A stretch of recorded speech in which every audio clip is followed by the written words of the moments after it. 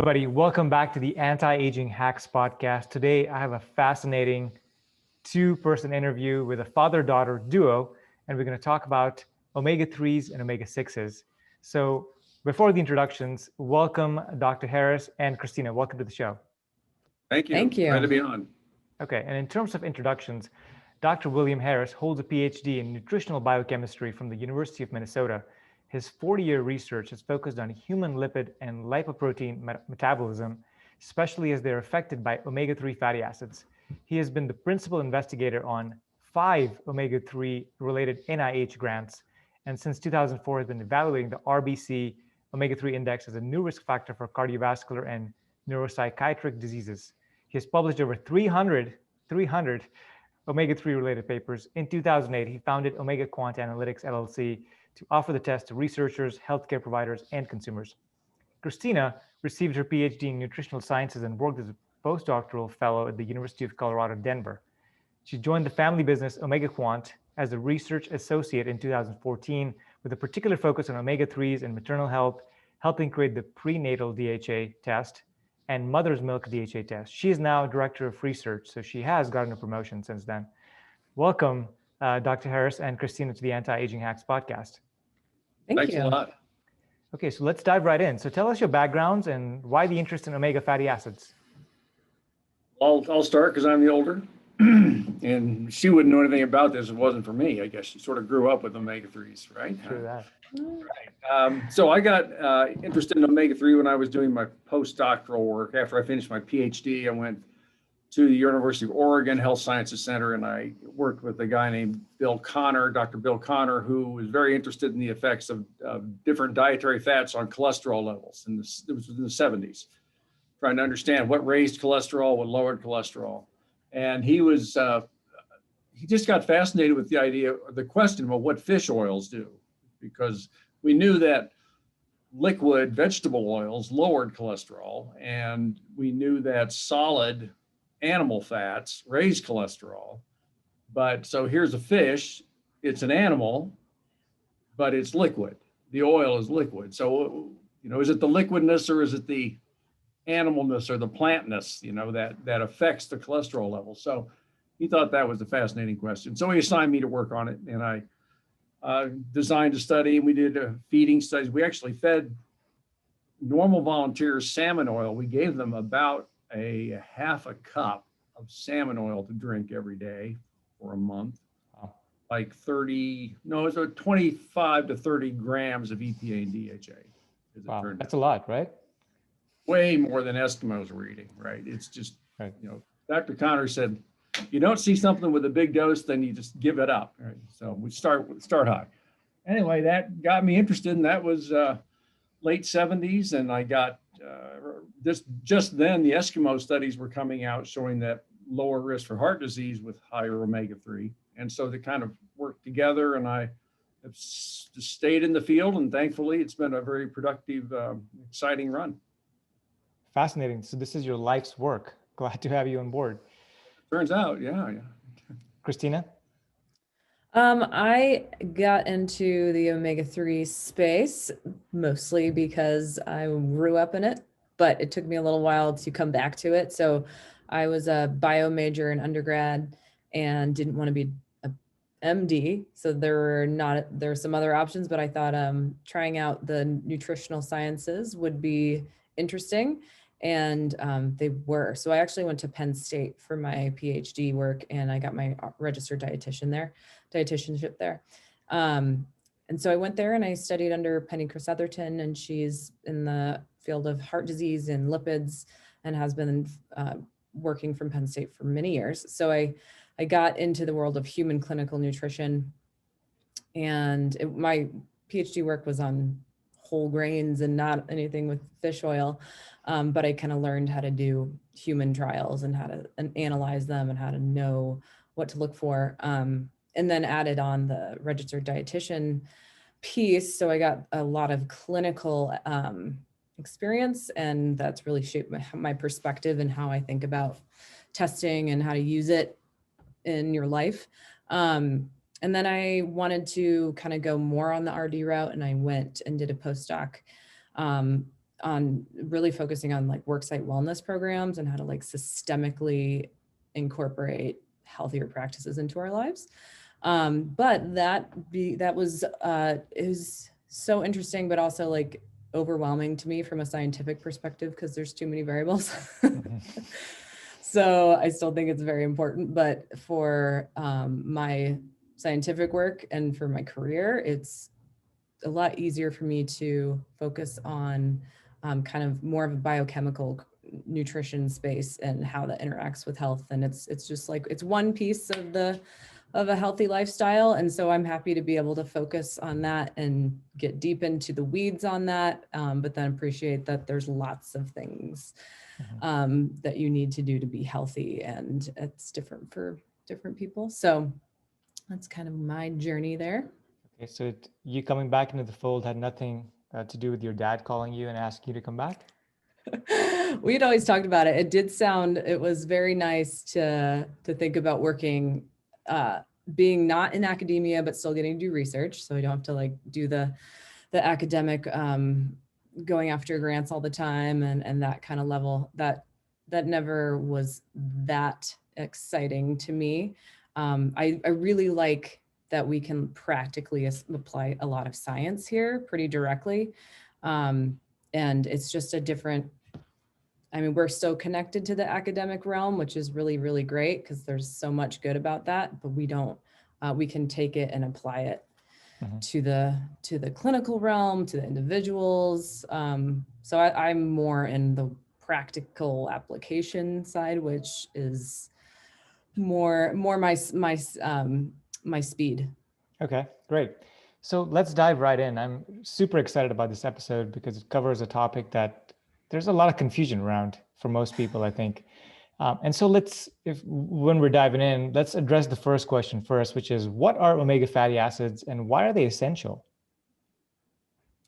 Okay, I'll start with that one. The omega-3 fatty acids, people do call them the omega fatty acids, which is not exactly right because there's several different classes, as you know, of omega fatty acids. Omega simply refers to the structure of a fatty acid molecule, which is a long chain of carbon atoms all stuck together.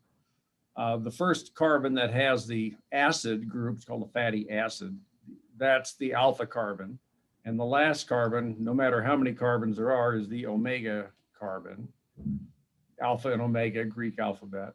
And then the number -3, -6, -9 counts back from that omega carbon. So the omega -3 fatty acids are the ones that we're interested in. They're the ones that come primarily from the sea, from seafoods, fish in our diets. That's where they come from. They're actually made in the ocean by single-celled microorganisms. And then that's where sunlight current converts to them. And then they get eaten by the fish, et cetera. So the omega-3 family is, again, one side of the essential fatty acids in the human diet. The omega-6 is the other essential side. And we can't interconvert them. We can't make either one of them from scratch. But the omega-9 fatty acids, omega-7 fatty acids, we can make those. Without eating any of them, we'd have plenty because we can synthesize them ourselves. So those are not essential. The essential ones are omega-6 and omega-3. And they're very parallel pathways for metabolism of the two. The ones that I think that we focus on is the omega-3 because that's what's missing in the American diet. We have plenty of omega-6 in the American diet. Whether it's too much or not is another question, but we have plenty of it. The problem is, in my view, we haven't got nearly enough of the long chain omega-3s in the diet. And that's where our efforts are to raise those levels. Sure. Okay, fair enough. So then what function, if we're talking just about omega-3 and how important those are, and we need to raise those levels, what are the essential functions that omega-3 serve in the body? And by extension, if you could talk about omega-6 briefly in terms of the functions, that'd be appreciated. Yeah. Sure. Judy, you want to do that? I'll start and you can add whatever I forget. We are primarily focused on the omega-3 function in a cell membrane. So membranes are made up of all kinds of fatty acids and proteins, and but the fatty acids kind of make the bilayer makes it so that the water and the fat can make a wall. And so, but what's the fatty acids in that wall are also used for signaling, and they also affect how the wall functions. So omega-3s, one of the aspects of just their function or their structure is that they make cell walls a little more flexible. And that can be important for red blood cells, as their flexibility is actually something that's important, and it's healthier to be more flexible. And then also having omega-3s in the membrane, but for red blood cells and other membranes, allows those membranes to use omega-3s as primary sources for enzymes to make metabolites, the eicosanoids, the prostaglandins, the specialized pro-resolving mediators. Those are all taken from membrane storage, basically. Omega-3s also, as like from supplement studies and things like that, they're shown to reduce triglycerides in the blood. And then there's some evidence that they can slightly reduce blood pressure. And they also have some cool effects on heart rate variability, if you want to talk about that a little bit. Yeah, sure. And so they affect heart rate. Actually, people with higher omega-3 have a lower heart rate, which is healthy. They also make the blood a little bit thinner when it comes to bleeding, and you may know something about that. Inside joke. And the omega-3s give rise in the body to a whole suite, and I think you're referring to this, of what we call lipid mediators. People are typically familiar with prostaglandins.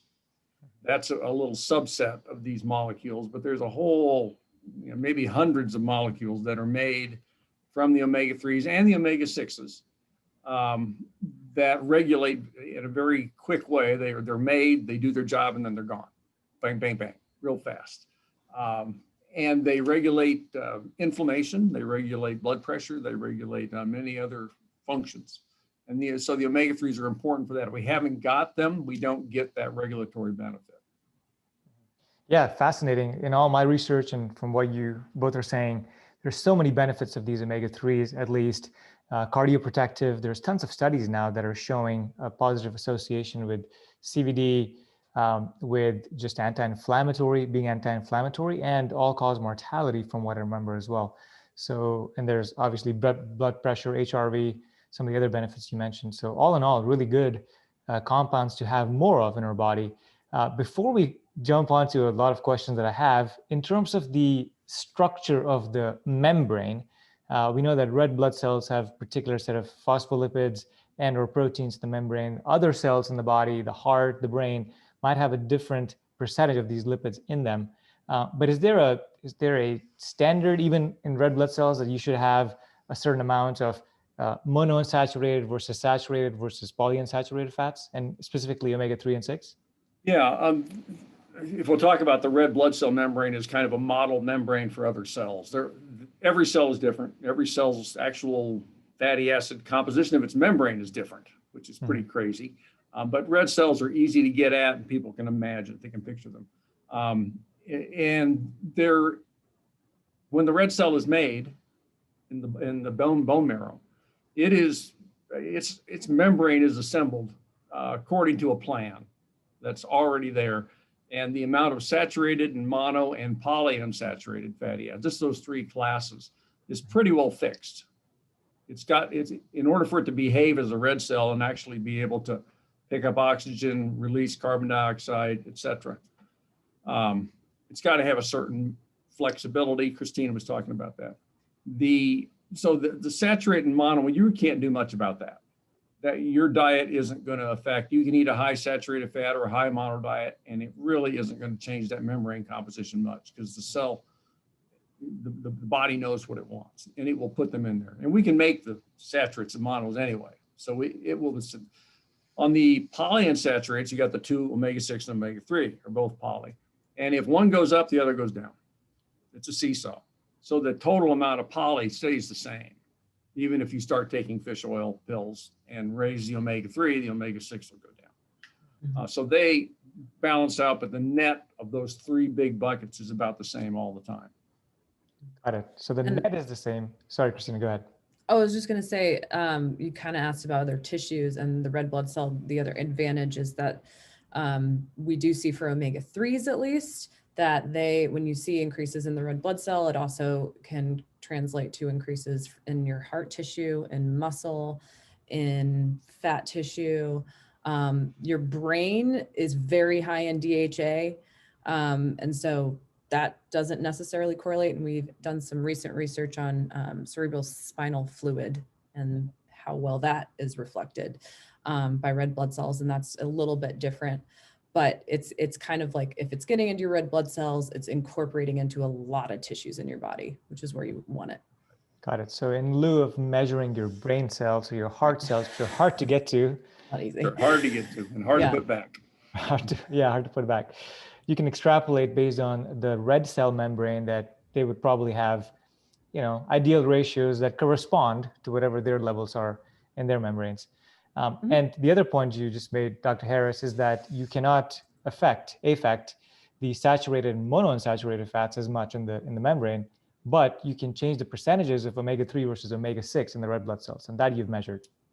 Right, that you can do. Okay.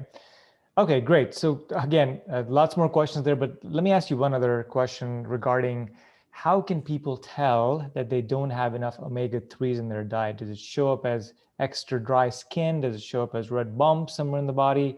How would you know externally that you're low in some of these fatty acids? Ina, you want to take that? Yeah. It's for both omega-6s and omega-3s, the traditional signs of deficiency are typically skin, and you have to be deficient for quite some time to start seeing just dermatitis and skin issues. Other things that we've seen on the omega-3 side specifically, if people are low, that are just kind of subtle effects, are the dry eye might be one of the more obvious ones. And then there's signals like high triglycerides is that's one of the more direct correlations to omega-3 intake, but it's not really like a symptom. It's just like, it's very subtle and it's like pain,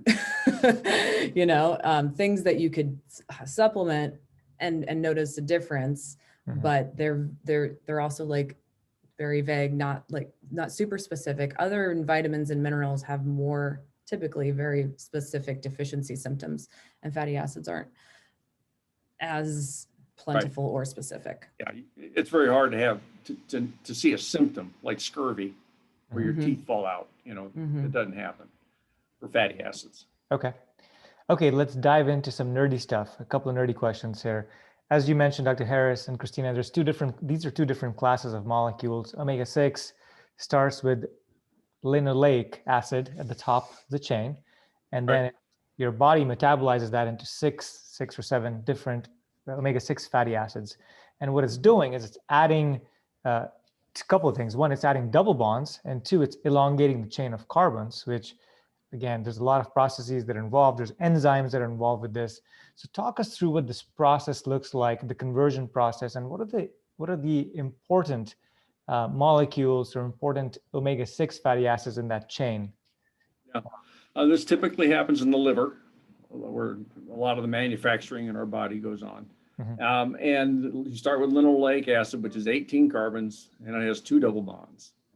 And that's what we call the essential fatty acid, essential omega-6. So that will get converted to, as you said, several longer chain up to 22 carbons, up to 5 double bonds. The most important one probably is arachidonic acid, which is a 20 carbon 4 double bond molecule. That is the precursor, or the raw material for making prostaglandins, leukotrienes, some of these what we call oxylipins. And that, I think, is linoleic and arachidonic are the two most important, as far as we know, omega-6 fatty acids.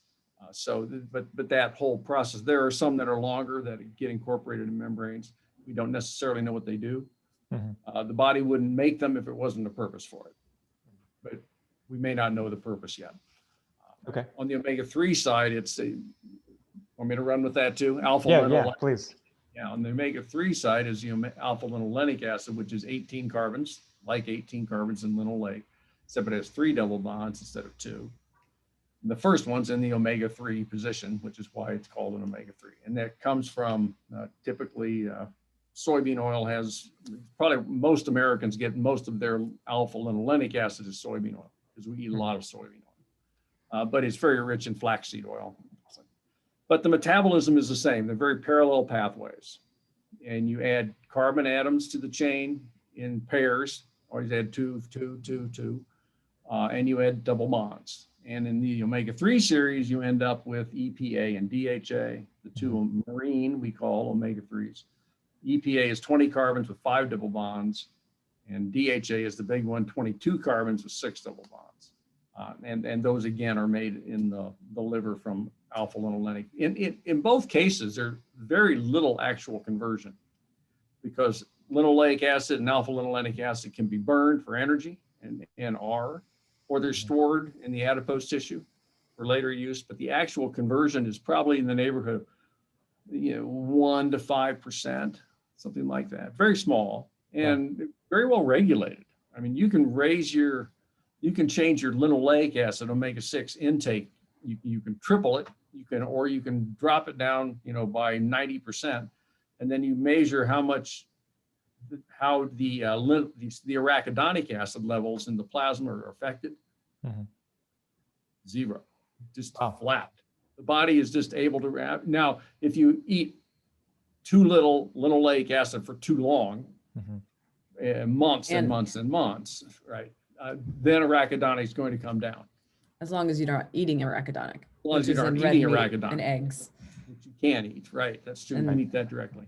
Mm-hmm. But anyway, there's a very tight regulation of how much arachidonic is made from linoleic. And it's probably not as true on the omega-3 side. The omega-3s are,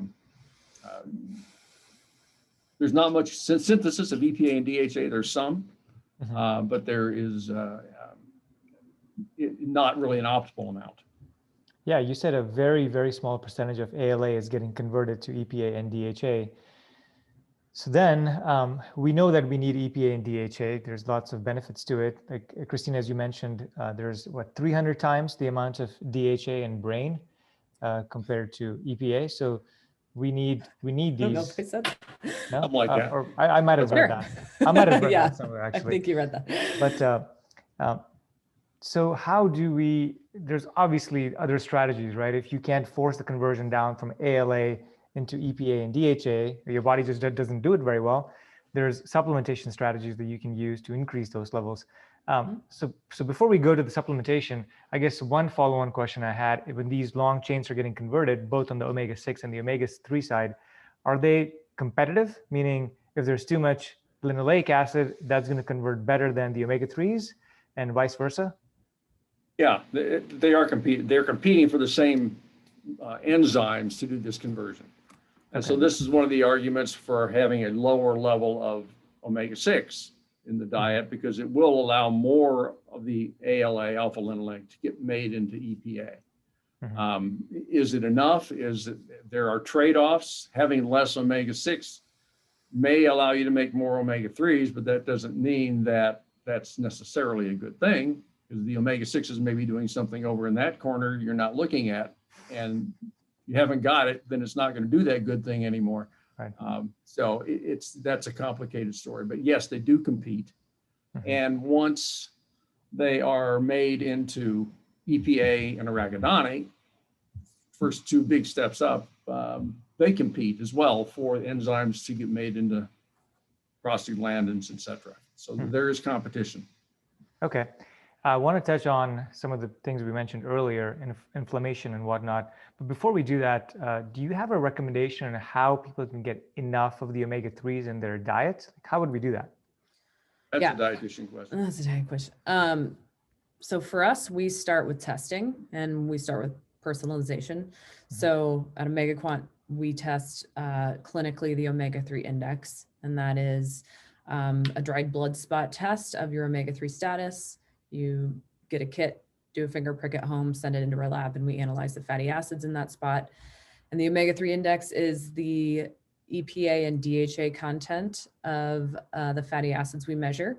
And we measure it in a dried blood spot, which is whole blood, but we are able to convert that value of EPA and DHA to equally red blood cell value. And a lot of the research has been in red blood cells, but red blood cells are kind of hard to work with. And so this is a really nice screening tool, very, very highly correlated. So we use that tool.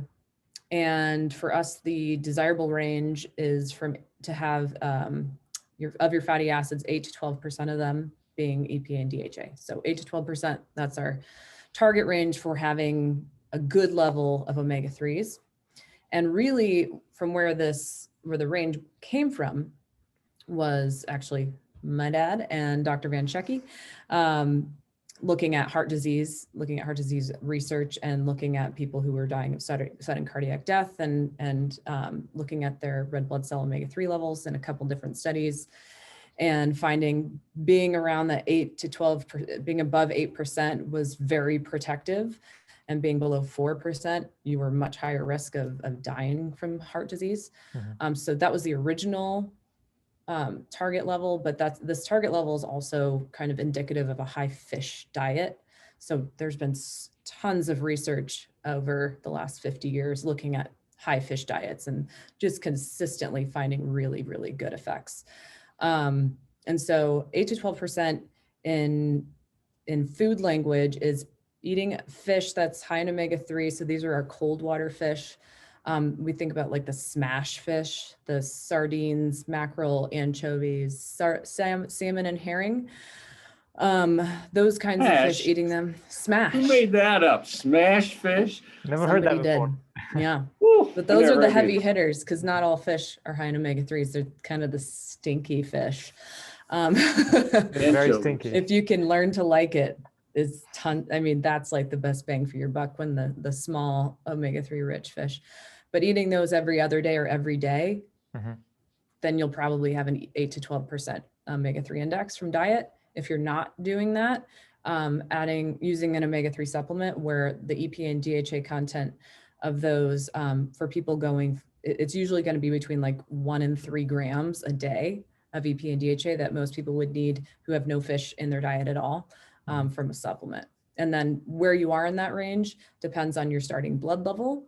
And also there are other things about the supplement and about how you're taking the supplement that affect how well you absorb it. So that also affects how much you need. Okay, well, fantastic. I'll come back to the anti-aging and inflammatory benefits, but now that we're talking about food, let's just go down this and tease this out a little bit more. So you said eat smash fish, the foul-smelling fish, if you will.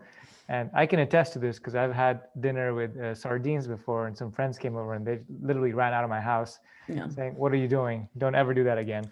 Yeah. So to learn to like them. Yeah, you have to be careful how you cook them and how much the smell wafts around. But so those are the important fish. Do you have to kind of think about mercury levels in these fish? Do you have to think about if they're farm raised or if they're wild? Like, what are some considerations from a health standpoint that somebody should be thinking about? If you're looking at just EPA and DHA content, these are all very high, and there's like 1 to 2 grams per serving basically in most of those fish. And so that's good, number one. As far as the toxicity levels go, salmon in particular is very low in mercury. The smaller fish tend to be lower in the toxins because they haven't been in the ocean as long, and the ocean is polluted. So they get toxins because we pollute the ocean. It's like, it's a bummer. It's not the fish's fault. But as far as like for the farmed versus wild, there's a whole lot of considerations there, and there are different farms that do better or worse. Typically the farmed Atlantic salmon, which is very commonly eaten, tends to have a pretty high level of EPA and DHA because they have a high level of fat overall. They're just a fattier fish. The wild salmon tends to have a lower amount of fat. So sometimes a lower amount of EPA and DHA, but like proportionally it's richer per fat content in omega-3s. So that's a little confusing, but by grams, a serving of Atlantic salmon may have at least as much, if not more, EPA and DHA than wild, but the wild cut has, other advantages that, the environmental, the sustainability of the fisheries and it's a more standard amount. Like for the fish, the farm, one of the main issues with the farmed Atlantic salmon is when they change the feed of the salmon, the omega-3 levels can go up and down, and there's no real way to know how much that's changed. It's not tracked, it's not on labels. It's something that I wish was tested, like saturated fat was tested. I wish they would, if you have a farmed Atlantic salmon, it has to have at least this much EPA and DHA. Right. Otherwise you can't sell it, because they can get it as low, pretty low. They try and get it as low as possible, because in the past it took about, what was it, 4 or 5 kilograms of seafood mass to feed 1 kilogram of salmon. And so they're trying to decrease the amount that they have to fish of wild fish to give to farmed salmon, but then they replace it with terrestrial oils, soybean oils that you grow on land. So trying to figure out the balance there of how efficient can we get by not pulling out of the ocean, but then when you don't feed enough EPA and DHA, you get lower levels.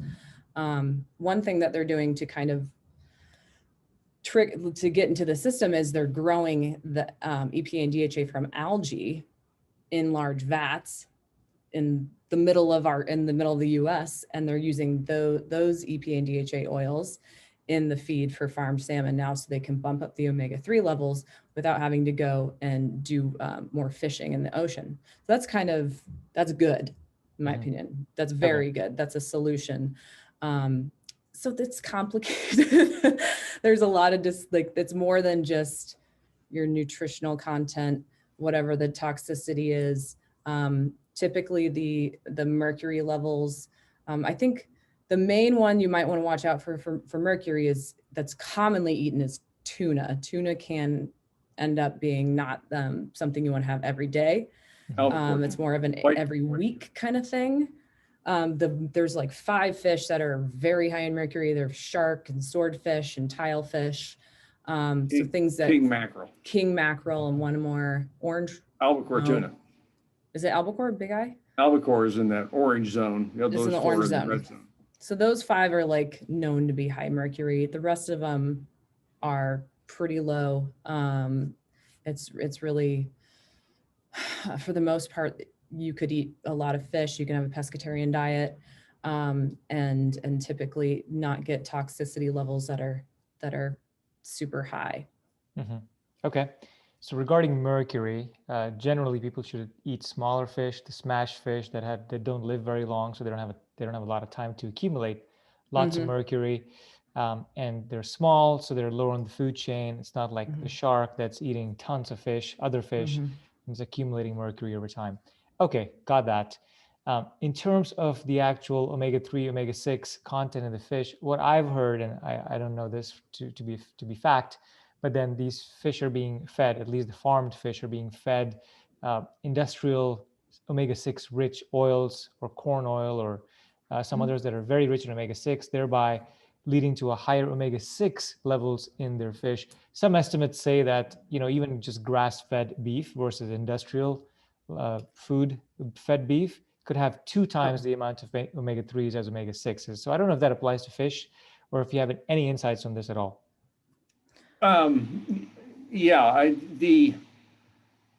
There's a bottom limit. There's a limit to how much omega-6 you can feed to fish, or how much omega-3 you can not feed to fish, because they need it for their own health, their own growth.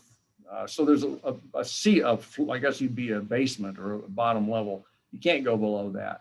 And I think even with farm-fed fish that are getting higher than usual vegetable oils in their diet, they're still one of the best omega-3 sources out there that you can actually eat. The omega-6 part of it is probably not the optimal way to do it, but if you're looking for something on your plate that has got natural omega-3s in it, salmon's still good even if it's farmed.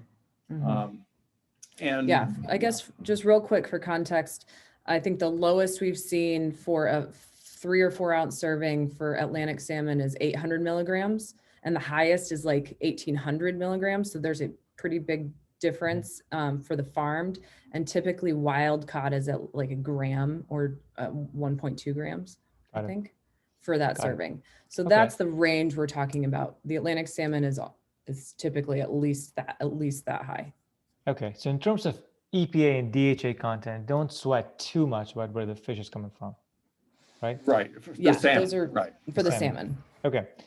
All right, let's move on to a question or something you just mentioned earlier, which is algae, and that these algae are being used to provide omega-3s to the fish. For somebody that's plant-based or vegetarian or doesn't eat fish, could they supplement with an algae or algal oil supplement to enhance omega-3 levels in their body? Yes, that is the primary thing you're going to want to do for the long chain omega-3s. So yeah, algae it's vegan. They have EPA and DHA from algae now, I believe. I think it can be it's still not as cheap to make as the other fish oils. So cost can be an issue, maybe with the algals when you're trying to get like 1 to 3 grams a day on algal, right. That can be a lot. But getting to that 200 to 500 milligrams, you can do in an algae supplement very easily. Trying to increase your EPA and DHA through flaxseed and ALA, you can move your EPA a little bit. Your DHA won't move if you take a lot of flaxseed oil. So it's not that it's bad to take flaxseed oil, it just isn't going to move your levels. So if you tested with us and did your omega-3 index and then you increased your flaxseed oil, you would see almost no difference the next time you tested, and that would be expected. Yeah, and just to make a point about algal oils, the oils are extracted from very specific kinds of algae, and they're single cell, or this is not seaweed we're not talking about. We're talking about a very specific species of single cell algae that makes DHA, and then there's another species that makes EPA, and so they blend the two oils together when they grow them, and so I think people get the idea, well, I can just eat algae anywhere and get, no. This is not edible stuff. The oils extracted from them are edible, but the biomass, as they say, is not. I got you. Okay, that makes sense. So then let's go to the next question, which is supplementation. So if you're eating these fish sources, that's amazing. Algal oil, you may be able to get if it's extracted from these algae that actually create the EPA and DHA. So that might be maybe a bit more costly food source for you. And then for people that just want to supplement, they don't want to eat the fish, but they're open to having fish supplements. How should they think about this? Meaning, is it 1 gram total EPA, DHA? Is it 1 gram of each? Like how much is enough for supplementation for a pill? Okay, I'll talk about that a little bit. So the typical, the dose that we sort of throw out, if you want a rule of thumb for a typical American that wants to go from a 4 or 5% omega-3 index up to 8 or 9%, you're probably talking about 1,500 milligrams, 1.5 grams of EPA plus DHA in roughly 50-50, 60-40. The ratio is not hugely important as far as we know. So 1.5 grams. How do you get that? Well, you can get that from, like Kristina said, eating a good sized serving of salmon every day, or some of the smash fish. I love that. Smash fish. Smash. I remember it. Or you take, the cheapest, most basic fish oil pills in the grocery store typically are 1,000 milligrams of fish oil, containing 300 milligrams or 0.3 grams of EPA and DHA. So you would need to take 5 of those things to get 1,500 milligrams. There are other omega-3 products that are much more concentrated, where you can take 750 or 800 milligrams in one capsule, or 1,000 milligrams in one capsule. Capsules are getting pretty big, because there's you can put a lot of omega-3 if you got a capsule this big, but nobody will take it, is the problem. So you need to look on the label how much EPA and DHA per capsule is available. Try to target that 1,000 to 1,500 milligrams. They do also, when you're looking at the nutrient facts panel, note with the serving sizes, that will say 1 capsule, 2 capsules, 3 capsules. And that's what the rest of the nutrient levels are at. So if it says 2 capsules for your new serving size and it's 500 DHA and 500 EPA, that means you have to take 2 capsules to get that. So each capsule has 500 total. That's a little tricky. Yeah, you got to do the math, right? To get to the You have to do 1.5. a lot of math. And the other thing, which you probably don't want me to go into, but there are different absorption issues. So it's good to take omega-3 supplements with food, especially food that has fat, because it's fat and you want to absorb it as well as possible. If you have fat absorption issues, this would be something to look out for. A lot of the higher dose omega-3 supplements on the market in the US are an ethyl ester form. That's how the fatty acids are in there, and that's how we got it so concentrated. And some people don't absorb those as well, and especially if it's on an empty stomach, that's where you really see an effect. So if you're taking supplements faithfully and you test and you're low, or you're like 5 or 6%, you've been taking a lot, it could be because you're not absorbing it well. The triglyceride forms, there are fat supplements that are advertised as like, this is a triglyceride form. There's no official thing on the label what kind of form the omega-3s are in. Those tend to be a little bit more consistent where people can absorb them better, and you might need to take less of those because of the absorption issue compared to the ethyl ester, the kind of standard ones. Got it. So that was actually my next question. So thank you for going there. In terms of bioavailability, there's 2 major forms of these omega-3 fatty acids. There's the triglyceride and the ethyl ester. Ethyl ester, not as well absorbed, especially on an empty stomach. And if you're going to take the ethyl ester, take it with food. But the other form, the triglyceride form, you can take regardless, with or without food. I think so. Probably Foods better always with helps, food, but it always helps. Okay. but it's less. I think there's less of an effect. And there's also phospholipid form, which is typically just krill at this point. Krill oil pills, and so those are also, we think, probably as well absorbed as the triglyceride form. The issue sometimes with those is the dose, and the cost per dose can get kind of high because it's usually in pretty small, or at least it used to be in small capsules, small doses. But those are another option as well. Okay, awesome. Thank you for this. This is really good information. I want to jump into Omega Quant, the test, but before that, let's tease out some of the anti-aging benefits of omega-3s. We kind of skipped over that earlier. I did. And so in terms of health, longevity, anti-aging benefits, what might be some of those, and why is it important from that standpoint, the omega-3s? Yeah, I guess the first question we should ask is, are there anti-aging benefits? I mean, how do we know that there are? We can assume it, but how do we know that?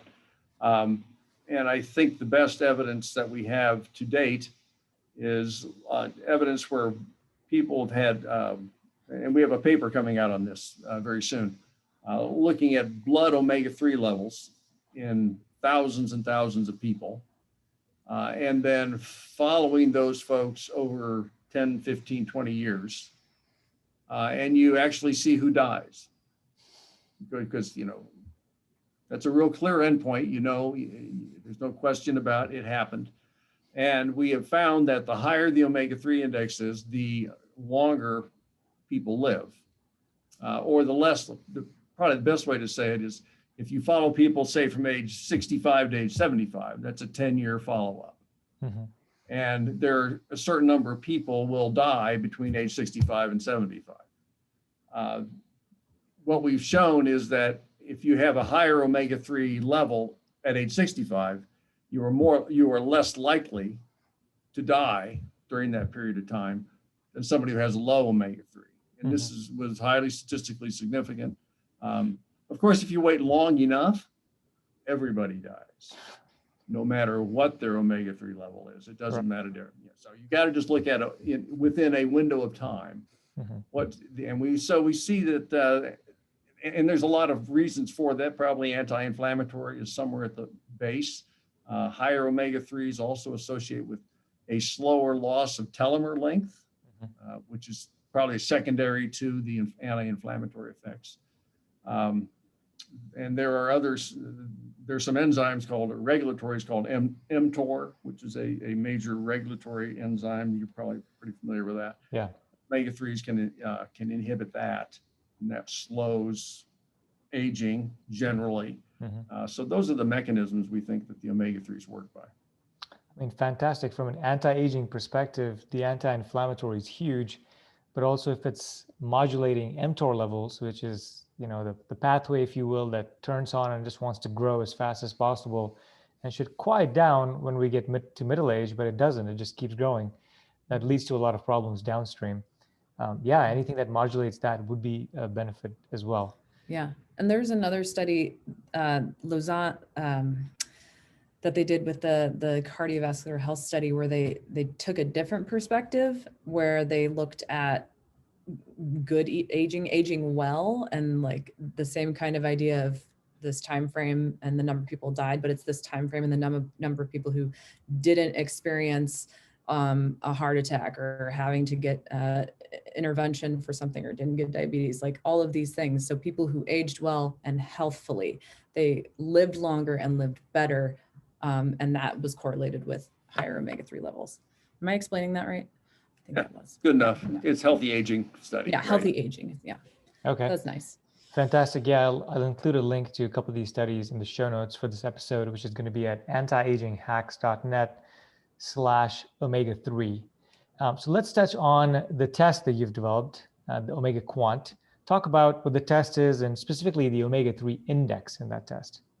Well, yeah, this is a test we developed back in 2004, and it is EPA plus DHA as a percent of the red blood cell membrane fatty acids. That's really what it means.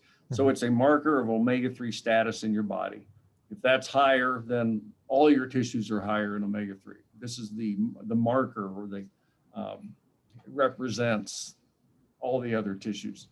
And the omega-3 index has been used in a lot of research now, and it's been very well accepted. It's very much analogous to a hemoglobin A1C marker in diabetes, which tells you what your blood sugar is. Blood sugar goes like this. Plasma omega-3 levels will gonna go like this, but red blood cell omega-3s are flat, nice and stable, a long-term marker. So that's what the omega-3 index is. And as Kristina alluded to, we think the healthy target is between 8% omega-3 and 8% EPA DHA, 8% and 12%. Most Americans are around 4 or 5%. And so the first thing obviously is figuring out where you're at. And so that's why most people, when they're starting off or thinking about omega-3 supplementation, it's better to get the test to see where you're at first before you go buy hundreds of dollars of supplements or fish, and you're having to eat the smash fish every day and not feeling so good about your life. But no friends. Yeah, no friends. They ran away. Okay, so in terms of how they start, where can they go to get this test, your test? You can get it on our website, omegaquant.com, OMEGAQUANT, quantify omegas, very clever. And you can order it yourself, and it's an at-home test kit. We also work with independent doctors for the most part, and they test it on their patients. So your doctor may offer it. And yeah, so you'll get a test kit sent to you. You'll prick your finger. We provide all the materials for it.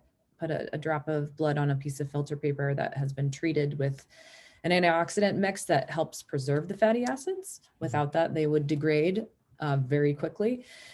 We analyze it in our lab here in South Dakota, and then send you an email, and you can get your results on the portal. So it's pretty easy and straightforward. And we also have started to do at-home testing for vitamin D levels as well. Got it. Fantastic. Yeah, you guys sent me a test, and I took it, and I got my results, which are in front of me right now. I'm at a range. By the way, before we go talk about my results, it's super easy, by the way, to do the test. You get it in the mail, you open it up, you prick your finger, and then the little blood that comes out, in my case, a lot of blood came out. Blood. But you an artery. Yeah, something. So you just dab it on the paper, and then you let it dry, then send it back in the mail. Like, it took Mhm. less than 5 minutes for me to do it Yeah. all, even to read the instructions. So it's super easy to do. And then my results came back I was actually afraid because I haven't been paying attention to my omega levels, but they were at 7.71. So just a little bit below the desirable range, but not too Pretty shabby. good. 95th percentile of Awesome. Americans. Yeah, Awesome. definitely. I like Definitely. that. The eating sardines is paying off. Mm-hmm. Okay, let's touch on, there's a couple more ratios you have in this test, the omega-6 to omega-3 and the AA to EPA ratio. Let's talk about those. Yeah, the omega-6 omega-3 ratio is, of course, all the omega-6 fatty acids in the membrane divided by all the omega-3s. Mm-hmm. It's simply a ratio that got popular many years ago, and we offer it because some people like it. I'm not a huge fan of it. I think it's a little misleading.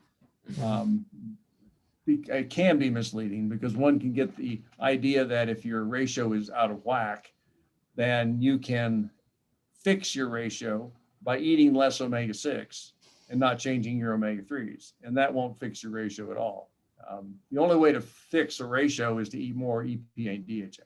Mm-hmm. And so which is why we like the omega-3 index, because that's what it reports is EPA and DHA. Right. So it's, again, there are some people that have learned to like that other metric, and so we give it to them. It's fine. It's not my favorite. EPA to AA, or the AA EPA ratio was popularized by Barry Shears, what he calls the inflammatory silent inflammation index. And this is something that grew out of his work. It's simply we ignore DHA, which I think is a problem, and just take the ratio of EPA and AA. And again, it's not my optimal choice for a ratio that one would follow, partly because it ignores DHA. But it's, again, we like to give people, our customers, what they're comfortable with. And so we provide that. Got it. Okay, let's touch on the omega-3 or omega-6 to omega-3 ratio real quick.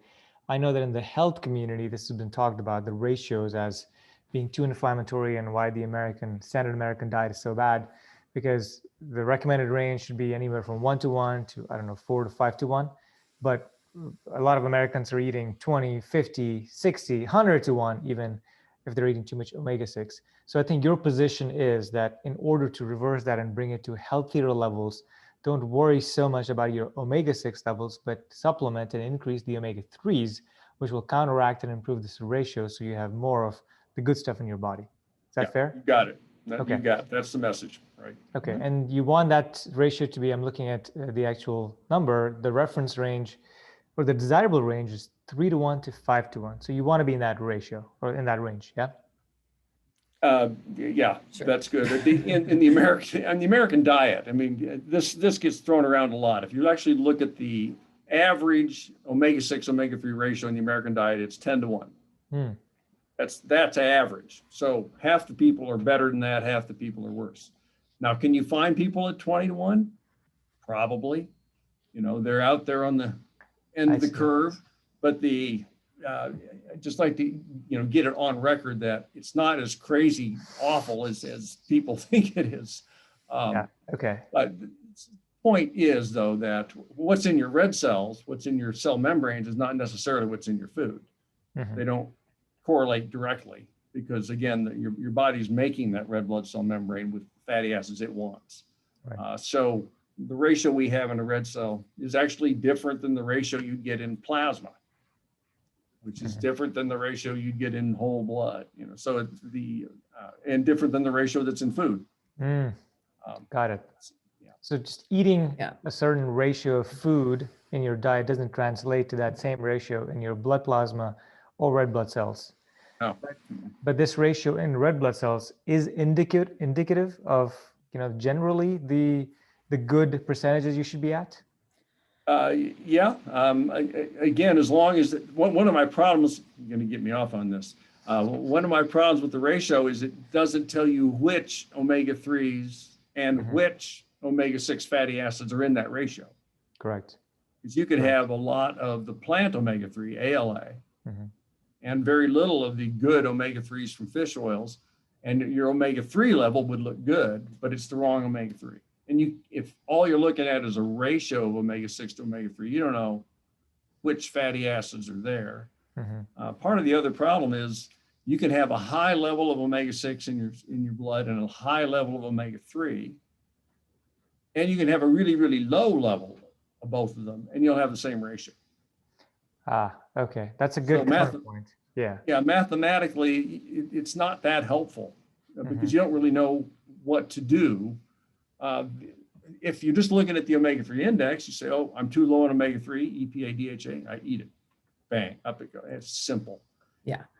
Yeah. So yeah, kind of along something you said, it was the omega-3 index is stable over months. So I guess when we've been saying some things that might sound confusing, red blood cells are stable throughout the day, but they will incorporate over 3 or 4 months, whatever fats you've been eating. So we recommend testing every 3 or 4 months, like HbA1c kind of incorporates the excess glucose over the last 3 or 4 months. So when you do, when we think about plasma is where all the nutrients go right after you eat. And so it spikes when you absorb it, and then it drops when it goes everywhere it needs to go. And red blood cells just don't have that pattern. They're just, standard. So they do respond to what you're eating over months. And for omega-6 and omega-3, we do see, especially for omega-3, we see a strong dietary component. That's like the whole point of the index. And omega-6s also can move based on increasing and decreasing because it's an essential fatty acid that you don't make. It doesn't move nearly as much as the omega-3s do typically, unless you're really strict for many years, and then you can really drive down levels of linoleic. And you can also, your arachidonic levels, if you're eating a lot of arachidonic acid and meat and fish or meat and eggs, that can be reflected there, which might also be messing up the, when people have looked at linoleic to arachidonic, the pathway, that's part of it. People are eating these fats in their diet and there's also metabolism happening. It's complicated. So, so I wanted to clarify, like when we talk about stability and what's being represented in these membranes, what we mean exactly. Okay, got it. All right, so I guess a couple more questions on the test, then we can move on. And I know we're coming up on time here as well. So in one of the pages, you've got a complete fatty acid report, which walks you through all the big buckets, if you will, the omega-3, the omega-6s, trans fats, and then lists all of the subcomponents or the sub-fatty acids under those buckets. How important is this for people to look at, especially when they're starting to test? It's an FYI type of page. It's definitely for those who want to learn more and dig into what their numbers mean a little bit more. But functionally, we think like the omega-3 index is really the main actionable item. But with the complete, when you get to see all the fatty acids, it's kind of nice just to see the transparency of this is what was actually measured. The other interesting part is you can see the EPA and DHA levels individually. So if you're doing a really high EPA or something, you will see your EPA levels be higher. And typically EPA is just lower in the membrane. That's what we usually see is a DHA is 3 to 5% maybe.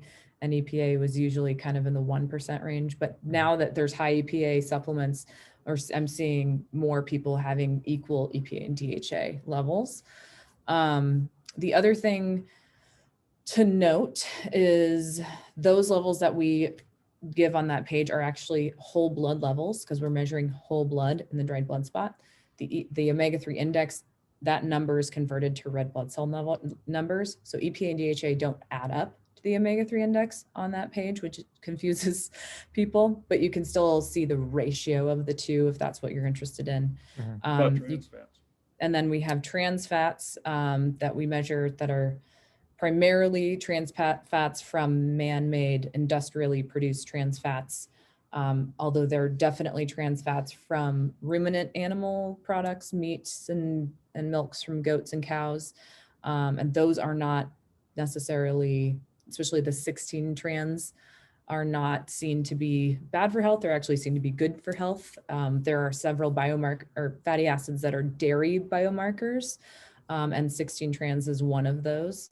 And so we do measure that. So that's semi-interesting. If you're eating dairy, you can look at your 16 trans levels. And then there are two that are sort of interesting coming up in the literature, palmitic and palmitoleic, 16.0 and 16.1. And we have seen with both of those, there's some relation with more metabolic health and having excess carbohydrates in your diet. The body makes fats from those, and those are some of the fats that we see kind of responding to having too many carbs in your diet. We do see some effect there. So there is a dietary effect on these fatty acids, which are saturated in monounsaturated fats that the body can make from carbohydrates. So there's a dietary effect, but it's not anywhere near the same one-to-one of you eat an omega-3 fat and it does show up in your body. That's actually kind of unique. Omega-3s and trans are the main ones. And to some extent, omega-6s, the ones that your body doesn't make, we see a more direct nutritional link between levels and what you eat. But then the rest of them, it's a kind of a gamish. It's the body's doing a lot of metabolism in its own thing.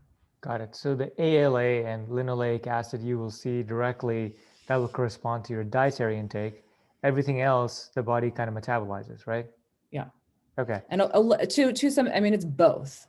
Oleic would be one example. If you eat a ton of olive oil, you can see your oleic acid levels go up because it's the main fatty acid in olive oil, but it's also something you make. It's also a main part of an enzyme ratio that people look at. So there's two reasons why it's the level that it is. And then on top of that, like the structure of that membrane we're looking at is also being, that has a plan too. So there's a lot you can take from it, but there's also a lot of caveats when we're looking at nutritional biomarkers. Yeah, I could definitely ask you 10 more questions, but I'm going to skip those because the audience would not appreciate the detail and the nerdiness probably. So Kristina, where can people get this test? And you said do it every 3 or 4 months. Are there different levels to the test? Yes, you can do the basic, plus, or complete. And the basic test, you get the omega-3 index, plus you get the omega-3 index, the ratios, and the trans fat index, which is a measure of the trans fats that we talked about. And the complete has those tests as well as the complete profile where you see every 24 fatty acids that we measure each level. Okay, so maybe if you're just starting out for the first time and you're interested in taking charge of your health, get the full test to start with. And then as you're making changes, supplementing with EPA and DHA, and you just want to measure how you're doing, you can get the smaller test, I should say. Sure. Yeah. Okay. I think it's a good plan. Great. And I think it's good to test more frequently when you're starting out or when you're changing, because you don't want to supplement for 6 months and find out that you weren't absorbing it or it was low dosed. You want to find out sooner than later. So when you're first getting going, every 3 months until you know what is good for you. Okay. And you get that at omegaquant.com, correct? Okay. Fantastic. Man, we've touched on a lot of topics and I could probably ask you 100 more questions, but in the interest of time, I'm going to be respectful and we'll get going. One other question, I guess, for you, Dr. Harris. You recently founded the Fatty Acid Research Institute. Can you tell us what the plans and the projects you're working on with that? Yeah, right. That's my love has always been research and not so much business, I've discovered. So Kristina, does the business part of it? And Jason. Yeah, and there's other people. Anyway, we decided about 6 months ago to let me focus just on research, and we set up a 501c3 research organization. And our first big project, I think, was our COVID project, which we published about 2 weeks ago, where we really the first paper yet to show that there's plenty of papers theoretically showing that omega-3s ought to be good in COVID. But this paper showed that higher level of omega-3 was associated with lower risk for death from COVID. And so that was a peer-reviewed publication. But we're studying the general question of how fatty acids, primarily omega-3, are related to health in the long run, whether it's longevity, whether it's heart disease, cancer, whatever. So that's what we're doing. Yeah, I've got that paper open in front of me. Unfortunately, I didn't have time to read it. But if I may ask you one question on it, Dr. Harris, do you think that is because it's mediating down the inflammatory storm that happens as a result of COVID? Or is it much more involved processes in the body? Well, I'm sure it's more involved, but I think you're right. It's primarily, it's dampening, it's preventing the hyper-inflammatory response of COVID. Okay. So it doesn't keep them from getting infected. It keeps them from getting a bad outcome after they got infected. Yeah. And so it's better if you have higher levels of omega-3, if you were to contract COVID. Before you get sick. Or you get sick. Before you get sick, yeah. Not after you start supplementing, right? Right. That's not going to do. Okay. Well, there's a lot of things we're discovering that can help support your immunity, lower the inflammatory response. And yeah, this is a good toolkit to have in your toolbox before you get exposed. So thank you for doing the research, and keep up the good work, Dr. Harris and Kristina. All right. With that said, thank you, both of you, for coming on the Anti-Aging Hacks show. For people listening, you should go check out the test, omegaquant.com. It's a fantastic test. I took it. It's simple, it's easy, and it tells you exactly where you're at before you start willy-nilly supplementing and spending your hard-earned money. So thank you again for coming on the Anti-Aging Hacks show. Thank you. Enjoyed it. Thanks.